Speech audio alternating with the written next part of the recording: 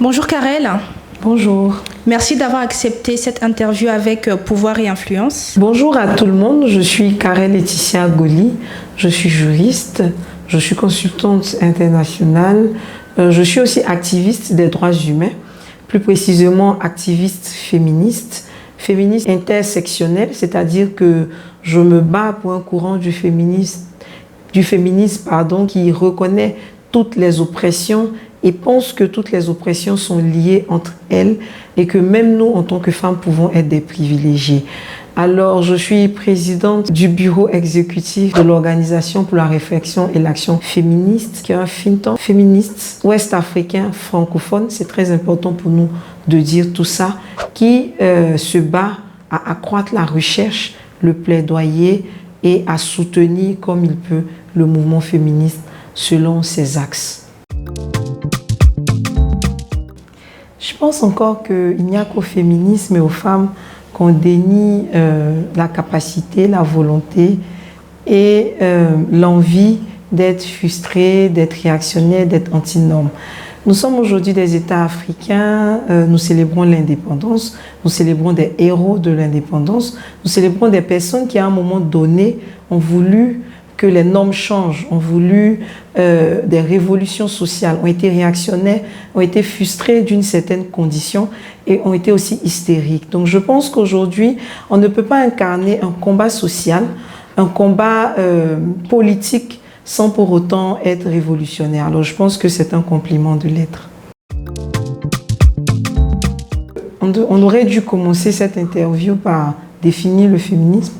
Je pense qu'aussi on a pu définir le féminisme quelque part en disant que nous nous battons contre les inégalités et en recherchant l'égalité. Alors, en recherchant l'égalité, nous allons forcément découvrir plusieurs courants et plusieurs types, dans la mesure où ce contre quoi vous vous battez en tant que système patriarcal ne sera pas forcément le même d'une région à une autre, d'une partie du monde à une autre, d'une femme à une autre. De ce fait, le féminisme n'est pas un courant figé, c'est plutôt quelque chose qui va s'adapter aux femmes, qui va s'adapter aux inégalités qu'il trouve, qui va s'adapter au contexte social dans lequel il évolue. Donc il existe plusieurs types de féminisme et en Côte d'Ivoire, je pense qu'on est dans un féminisme africain en général. Le féminisme, qu'il soit africain ou occidental, n'a jamais renier les cultures ni l'identité.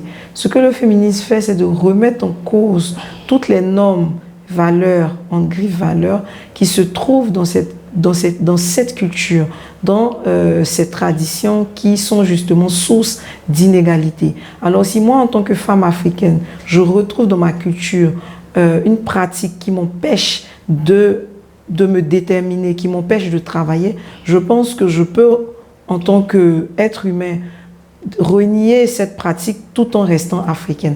Donc il faut faire vraiment le distinguo entre le fait d'appartenir à une identité et de se battre contre ce qu'on appelle des normes sociales préjudiciables. Ce que le féminisme africain fait aujourd'hui justement, c'est de s'adapter à nos coutumes, à nos réalités, tout en essayant d'amener cette culture-là à plus d'égalité. La culture n'est pas figée. Il faut qu'on arrête justement de nous opposer l'argument de la culture. La culture est quelque chose qui a émergé, est quelque chose qui s'est transformé, est quelque chose qui a vraiment bougé au fil du temps et des siècles. Et aujourd'hui, nous sommes en train d'avoir une culture qui est plus adaptée aux droits des femmes. Cette question revient tellement que on a toujours l'impression qu'on doit se justifier en tant que féministe par rapport aux hommes. Alors, les hommes n'ont jamais été les ennemis des femmes ou des féministes. Il faut dire que lorsqu'on parle de patriarcat, c'est un système qui est tenu par une catégorie sociale, donc les hommes, qui favorise plus les hommes. Et de ce fait, justement, lorsque nous attaquons ce système, nous allons forcément attaquer les privilégiés de ce système. Nous allons forcément retirer à certaines personnes certains privilèges et essayer d'égaliser en fait les chances. Alors je prends forcément un exemple. Lorsqu'on parle justement du racisme, est-ce que ça veut dire que les personnes noires sont contre les blancs? Je ne pense pas. Ce que justement en tant que personnes de couleur nous demandons, c'est que ce système de racisme qui privilégie les blancs, même souvent contre leur volonté, parce que quand vous êtes dans un contexte racial, vous avez des privilèges vous comprenez ou pas ces privilèges, mais vous en bénéficiez. Et quand on attaque un système, c'est évident que vous allez heurter les personnes qui tiennent ce système. Dans la lutte féministe, il y a des hommes qui ont été de tout temps avec nous. Nous avons des alliés, nous continuons à avoir des partenaires et les hommes ne sont nullement nos ennemis. On va revenir au mariage. Il y a des féministes mariés, il y a des féministes, qui ont des hommes comme partenaires de vie, mais ce n'est vraiment pas le problème. Mais dans notre lutte féministe, les hommes ne sont pas nos ennemis. J'aimerais souvent que lorsque nous sommes en train de parler de droit et de loi, nous puissions comprendre ce que nous sommes en train de dire. La loi de 2013 n'a jamais dit que l'homme et la femme sont chefs de famille, ou du moins ce que cela sous-entend, c'est qu'il y a une gestion conjointe. Une gestion conjointe dans la mesure où lorsque vous vous mariez, vous avez des biens en commun, vous avez des personnes en commun, vos enfants, vous avez un patrimoine en commun. Et alors lorsque nous repartons dans le passé jusqu'à 1983, où la loi ivoirienne ne permettait pas à une femme de travailler sans l'autorisation de son mari, où la loi ivoirienne ne permettait pas à une femme de pouvoir hypothéquer un bien, mais permettait plutôt à l'homme de pouvoir le faire, de par sa supériorité, où la notion de chef de famille impliquait justement plus de privilèges pour l'homme dans un patrimoine qu'il construit avec quelqu'un, et que, par exemple, dans les lois avant 2013, nous avons par rapport aux enfants mineurs la puissance paternelle qui était une véritable atteinte aux droits des femmes. Alors, je vous explique très brièvement ce qu'était la puissance paternelle. C'était le fait que si vous avez fait un enfant avec un homme, que vous soyez marié ou pas, l'homme détenait le plus de droits sur cet enfant en tant que chef de famille.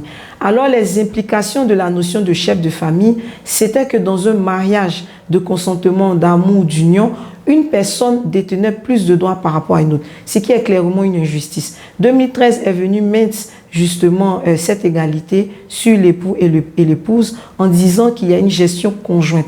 Autant l'homme a des droits et des obligations envers sa femme, notamment le devoir alimentaire, autant la femme a des droits et des obligations. On ne peut pas faire d'omelette sans casser les œufs. Si c'est la notion de chef de famille qui implique une inégalité, c'est normal qu'aujourd'hui cette notion tombe et que justement le devoir conjugal, comme on l'entend, tombe. Donc cette loi ne va pas à l'encontre de notre culture parce que finalement chaque foyer s'organise comme il veut. Mais juridiquement, quand il y a divorce, quand il y a litige ou quand il y a bien, l'homme et la femme sont sur le même pied d'égalité. C'est ce que ça veut dire. Alors moi, je ne pourrais pas parler des féministes, je pourrais parler pour moi. Néanmoins, je pourrais dire déjà ce que je penserais que le féminisme pourrait dire. Alors, je parle vraiment sous le contrôle de tous ceux qui vont regarder la vidéo, de toutes les femmes féministes ou pas. Déjà, la polygamie s'entend sous l'angle de la polygynie, c'est-à-dire sous l'angle du fait qu'un homme ait plusieurs femmes. Alors que lorsqu'on parle de polygamie, étymologiquement, c'est le fait de contracter plusieurs mariages et cela contient génériquement deux formes matrimoniales, si on veut dire la polyandrie et la polygynie. Alors si aujourd'hui on parle de polygamie, cela sous-entend qu'on permette dans une démarche d'égalité féministe pour moi, qu'une femme aussi puisse avoir deux maris. Et je pense que le ministre a clos ce débat récemment en disant que nous sommes engagés sur une voie d'égalité. Si nous permettons la polygynie, il faut qu'on puisse permettre la polyandrie parce qu'on ne pourrait construire une société égalitaire si l'une des personnes, si l'un des conjoints avait plus de droits par rapport à l'autre. Me concernant, je ne pense pas que ce soit un système matrimonial pour lequel j'opterais, parce que finalement, je pense qu'on a aussi vécu dans un système de monogamie, contrairement à d'autres pays africains.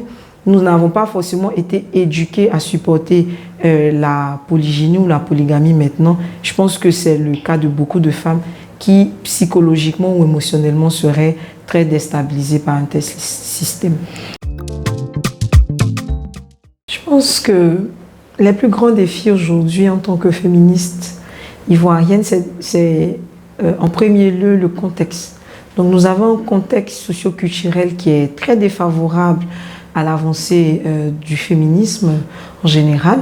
Et cela se ressent même au travers aujourd'hui des violences en ligne surtout qui sont faites aux personnes qui défendent ce courant de pensée. Donc lorsque vous avez un contexte qui est aussi violent qu'est le nôtre, cela crée justement chez les personnes militantes une fatigue, une pression, des troubles psychologiques. Nous avons des gens qui arrêtent ce combat.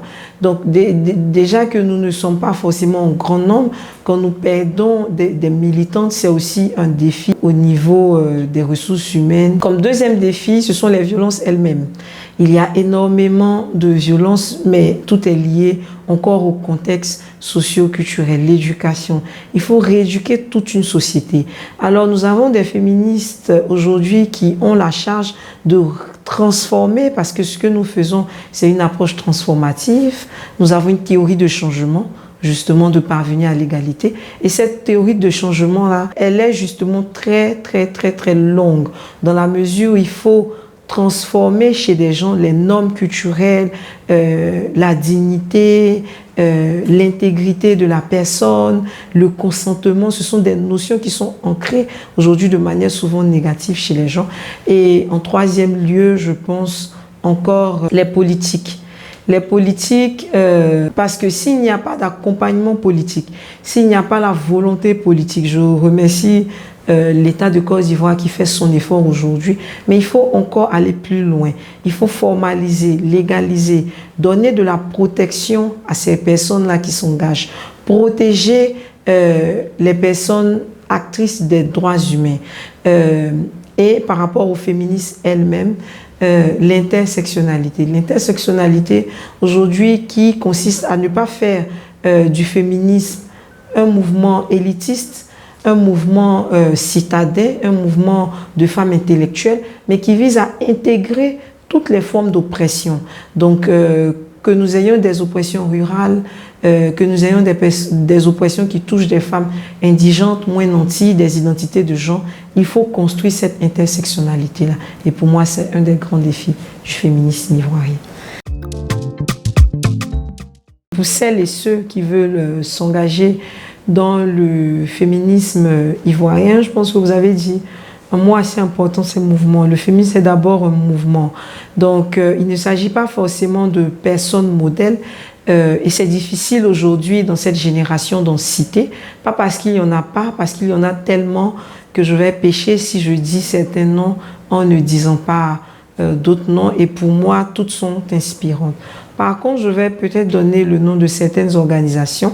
Et pour ceux qui veulent suivre le travail de ces organisations, vous allez en découvrir les leaders et vous allez pouvoir vous inspirer de tout le travail et de toute la chaîne ouvrière des personnes qui sont dans ces organisations-là. Donc vous avez Stop au Chat Noir, par exemple, aujourd'hui qui fait un travail extraordinaire dans la prise en charge des femmes victimes de violences. Vous avez Akwaba Mousso, vous avez CP2FM, Citoyenne pour la promotion et la défense des enfants, femmes et minorités. Vous avez Opinion éclairée, vous avez la Ligue, vous avez Vie de féministes, Minou Libre. Vous avez vraiment une pléthore d'organisations aujourd'hui qui travaillent à promouvoir les valeurs féministes. Donc, je pense que quand vous rencontrez une organisation, vous allez dans le réseau en rencontrer plusieurs. Je vous encourage à comprendre véritablement, à connaître le travail féministe, à apprendre ce que c'est que le féminisme, parce que pour moi, le féminisme, c'est vraiment un sujet politique et vous gagnerez beaucoup. Non pas à apprendre des personnes, parce que oui, des personnes peuvent vous inspirer, mais à apprendre véritablement les valeurs du mouvement féministe et à être la féministe ou le féministe que vous voulez être. Pour les 6 prochains mois, déjà, nous sommes à 2 mois de l'an 1 d'ORAF. Donc déjà, nous avons la chance d'être nés dans le mois de mars. Donc, nous pensons que les prochaines étapes, déjà c'est mars, le mois des droits des femmes. Nous allons avoir des ateliers de formation. Nous allons faire sortir une étude que nous sommes en train de préparer, 2 études même pour mars. Nous allons présenter ORAF officiellement à des partenaires, à des personnes de la société civile, à des personnes qui ne sont pas de la société civile aussi. Donc nous allons déployer notre plan stratégique et pour les 6 premiers mois, nous allons continuer à travailler en partenariat avec les autres organisations féministes ici et à l'extérieur et pourquoi pas essayer d'avoir d'autres études soit pour 2024, soit pour 2025 parce que c'est vraiment notre axe de formation et continuer à accompagner le plaidoyer pour les droits sexuels et reproductifs, notamment pour l'accès à l'avortement sécurisé des femmes que nous accompagnons depuis notre création. Merci Karel Goli. Merci.